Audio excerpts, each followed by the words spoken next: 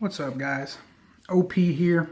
Of course, a couple of weeks ago I did a video where I showed you guys that I purchased some factory seconds of the 22 caliber 77 grain hollow point bow tails. They have a cannalure, and I've never bought factory seconds before, but knowing that they are factory seconds, I went ahead and took a look at them, and I wanted to show you guys some of the stuff that I found. So let's see.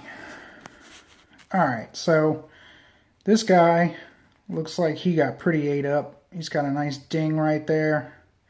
He's smushed, and sorry about the fingers in the way, but you can pretty much see what he's been through.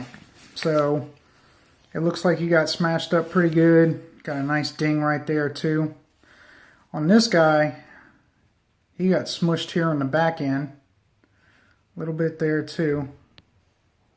And then you can see that there's some gouges in it. So, and then this one, I don't know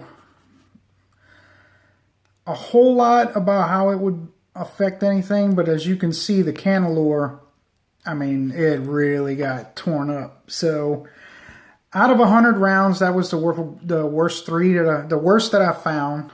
The rest of them seemed to be pretty good. There were a couple of them where the cannalures were extremely light, or there was no cannalure at all. So just wanted to do this video showing you guys that, you know, I mean, a lot of people who follow me may not be beginning reloaders, but eventually they could end up, you know what I'm saying, there could be more people that end up following me and buy factory seconds for the first time and want to look it up.